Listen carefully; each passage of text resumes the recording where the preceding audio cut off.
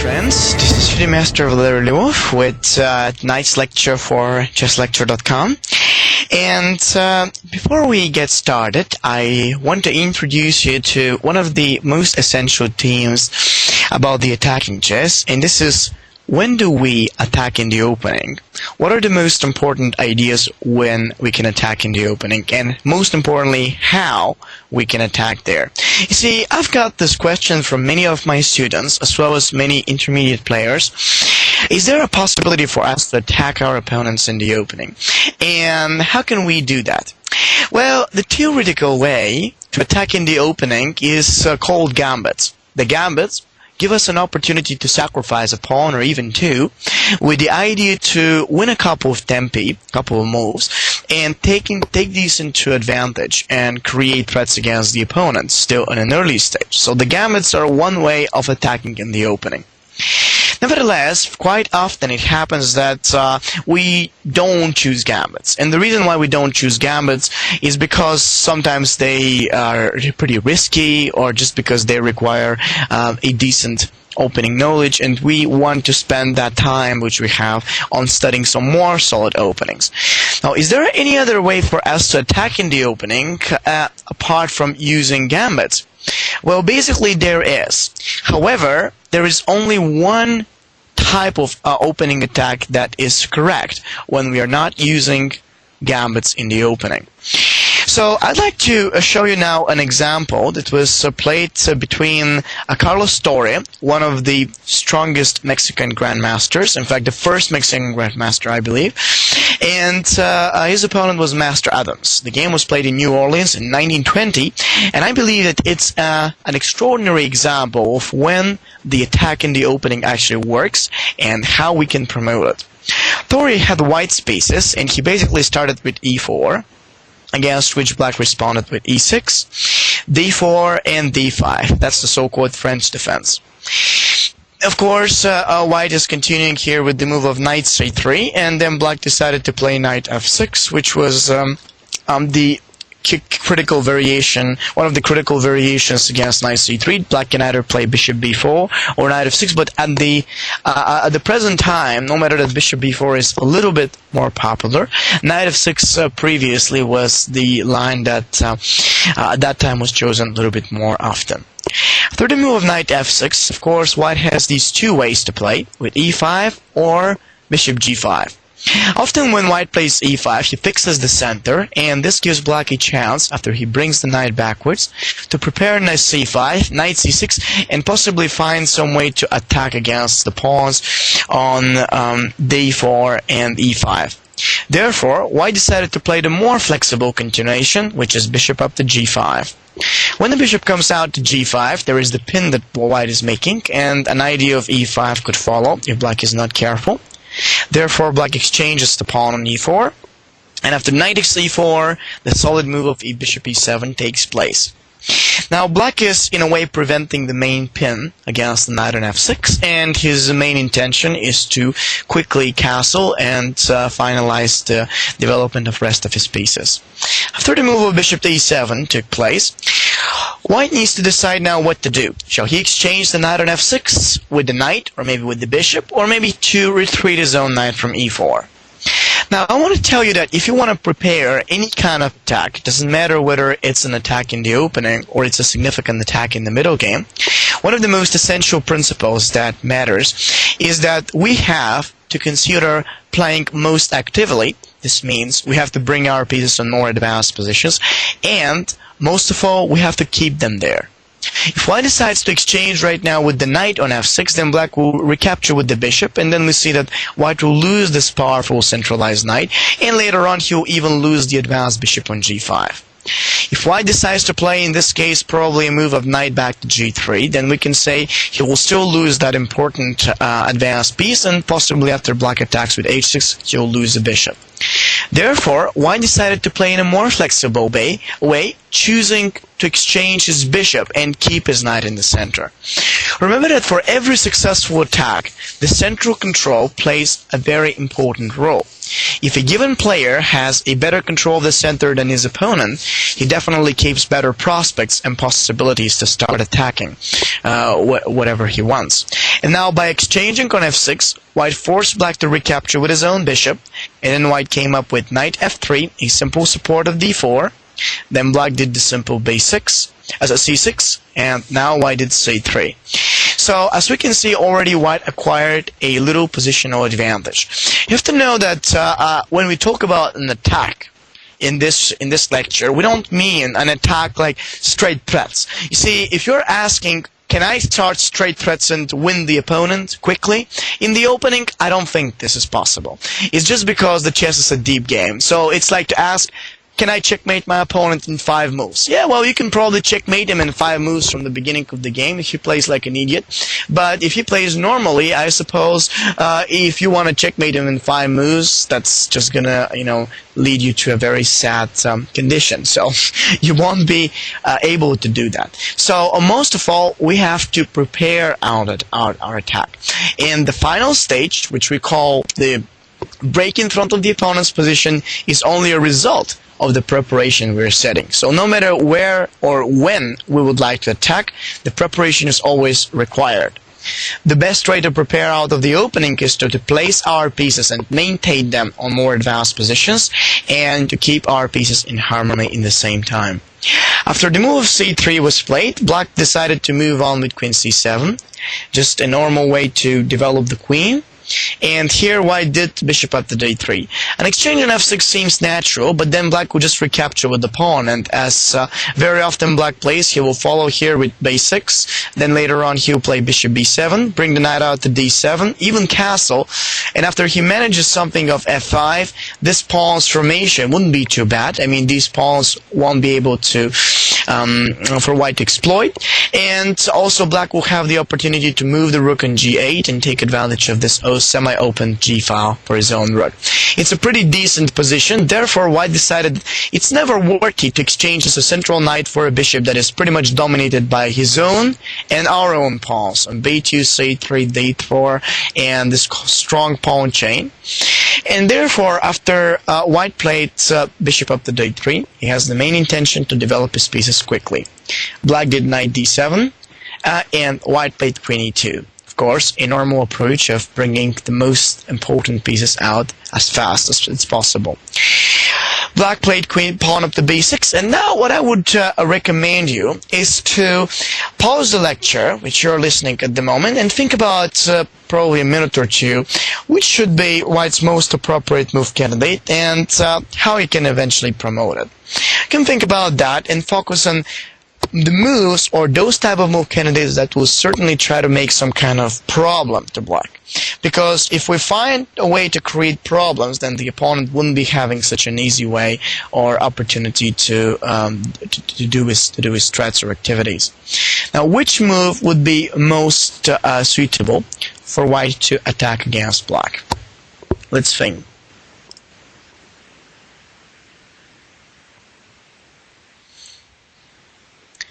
Any suggestions? Well, I suppose that you have come up with a very nice suggestion. I believe that most of you would suggest to play long castles. Since we said about that it's all about preparation, certainly it means a lot for us if we can get our king a little bit safer and position our major pieces on the E and D files. That's a good move, but that wouldn't be creating any major problems to black. Black will play bishop b7, and he will have his own way to castle long. If white decides, on the other hand, to play something like knight takes f6, I believe that maybe some of you would have recommended to come up with knight takes f6 and exchange this bishop. That would also mean less, because after knight takes f6, I suppose in this position black can just exchange back with the knight, and he wouldn't have any kind of problems in finding the right way for his bishop to go at b7, and then an opportunity to castle along, getting in a safe state. So that is not going to help us much. What else can we do then? Well, let us ask ourselves, what do we need? How can we create a problem? why did the move of after queen c2, I mean queen e2, and b6, why did the move of g4 on the spot? Now, what's that move for? Well, basically this move is actually pointed to the way to push g5 and start a quick version of attack on the king's line. But most of all, that's kind of provocation. The provocation is in order to provoke black to make the move of c5 or open up the center, and then consider that we can't castle short because our king will be probably a little bit weaker. The move of g4 has this unique feature not only to scare black in a way, but also in case of bishop b7, g5, bishop b7, and then h4, white can quickly expand on the king's flank, taking advantage of his much superior central control in the opening, and probably later on, after he hides the king on the b1 and he prepares rook to g1 and h5, he will be able to expand on the king's flank. Nevertheless, after g4, black was definitely confused, so therefore he played c5. Every time the people said, when you see that an opponent is making flank attack, consider a counter break in the center. So that's why pretty much black decided to play c5. When there is a counter flank attack on the king's flank, certainly a counter break in the center works nicely. Nevertheless, black breaks one of the most important rules in the opening. When you have your king in the middle of the board, or you have most of your pieces undeveloped, then you should never choose moves that will basically open up the center. Now, why is that so? Because every time when we open the center, the king is going to be more exposed, and if the opponent is not going to manage to checkmate it, at least he will create sufficient threats that will make that king a very vulnerable piece. So once black played the move of c5, he broke that rule.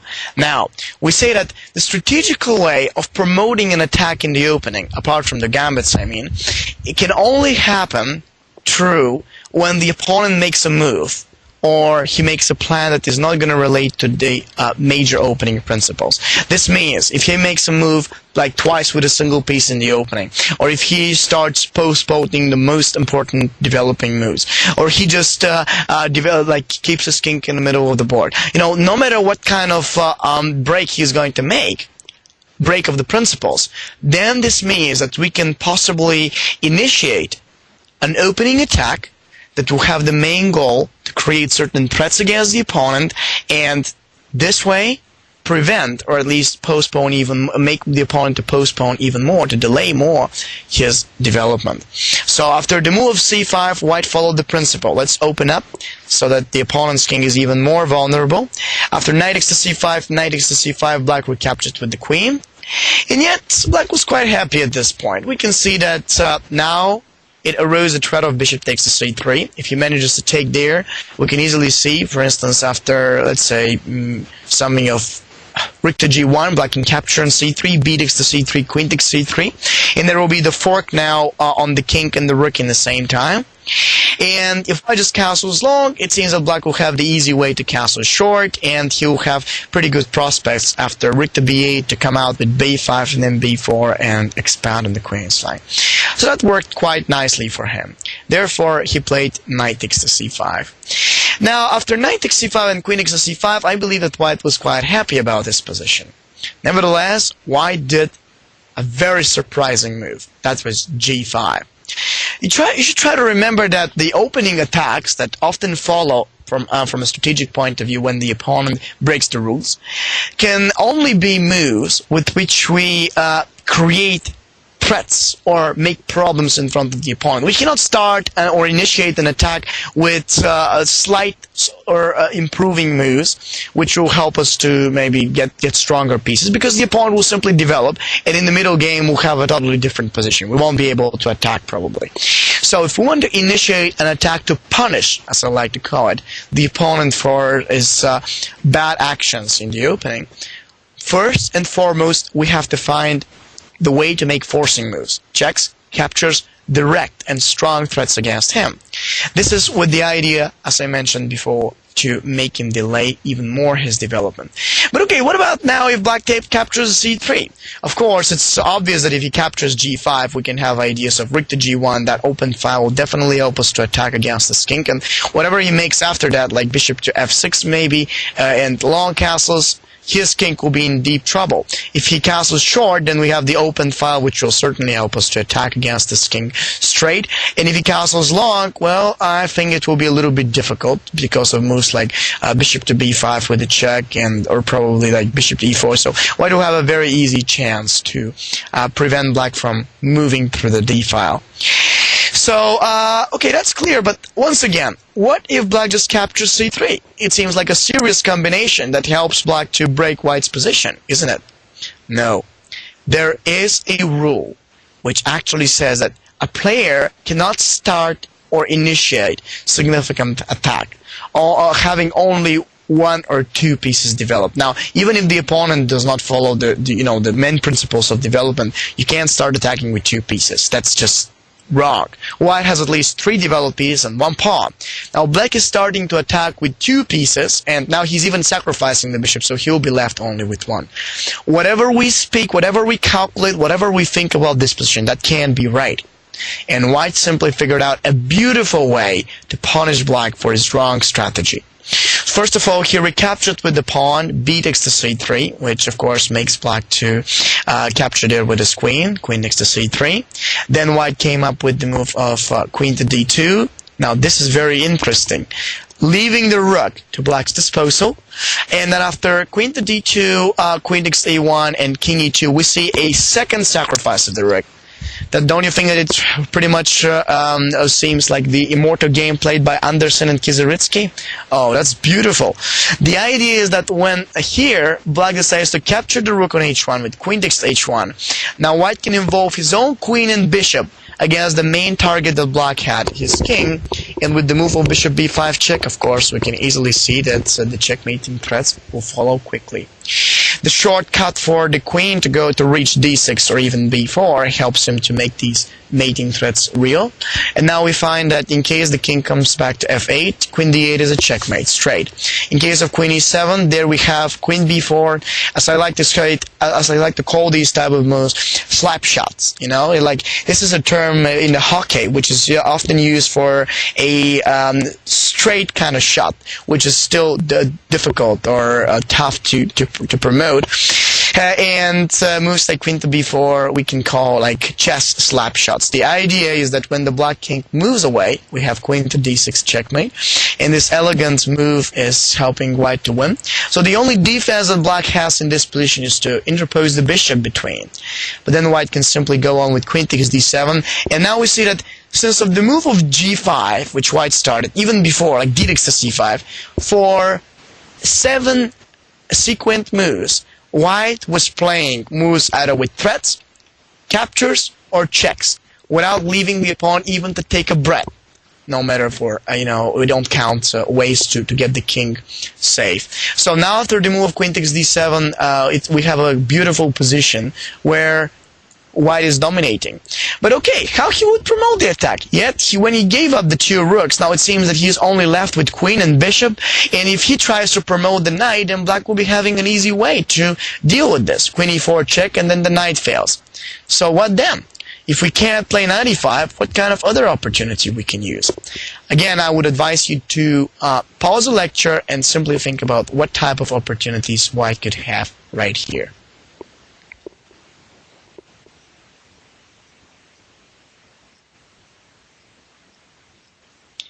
Any suggestions? I believe that right here there is simply one thing to do. The attack is always strengthened by the power of the threats, the forcing moves that we make. Nevertheless, as I have pointed in other lectures on the attacking chess series, when we cannot make forcing moves, when we cannot make certain troubles against the opponent, we have to think about how we can involve new pieces into the attacking zone. Right now, the real issue for white is that he can't get the knight into the attack. Well, why can't we get it? That's the main question. When you don't think that you can utilize a certain attacking move, ask yourself, why can't I have it? So we can't have it because of because of queen e4 in case of knight e5. So how can we take away this e4 for black's queen? Well, this is very easy. Let's do g6. The only way for white to take away e4 for the queen is by getting the knight on g5. And we see that in the same time, when the knight is on g5, it will have this very same function as if it's on e4, e5. After pawn up to g6, h6 to g6, there is the mating threat, so black has no other defense, of course. White comes up with knight g5, and we see that there is no defense from the move of queen takes f7. A masterpiece. See, so white managed to punish black in the most effective and shortest way possible for his choice to delay his opening development and keep his king in the middle. So I want to tell you that the attack in the opening is something which you really like. However, you have to stick to it only in case you see that your opponent has made a mistake. Like, for example, he does not follow all the opening rules, or most probably he's leaving a target, like, for example, the black king right now, which we find that there will be enough resources or pieces on which with which you can attack. I can give you additional 3 tips about the attack in the opening. So basically, you can initiate an attack in the opening only if you have 3 pieces which you can involve into that attack, or 3 pieces develop. Otherwise, with 2 pieces, you don't have enough potential to create only threats. You see, 2 pieces cannot be considered as enough potential for our attack. And also, the other thing is, like, you still need to consider how you can coordinate those pieces, as white did in this game, so that they can create most threats out of the attack. The initiative basically fires our opening attack. If we can involve 3 pieces into the attack, consider how we can coordinate them in the best way possible, and keep ongoing threats against the opponent. Then we'll have the actual opportunity to take the initiative, and that's how we won't let the opponent to gain enough time to castle or just develop the pieces that he actually needs to.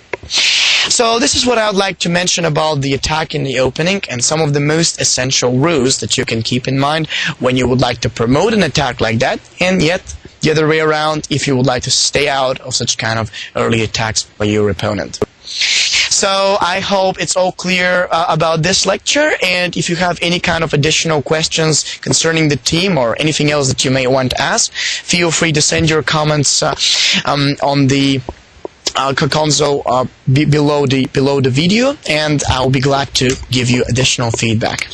Thank you. Grandmaster Damian Lemos here for onlinechesslessons.net.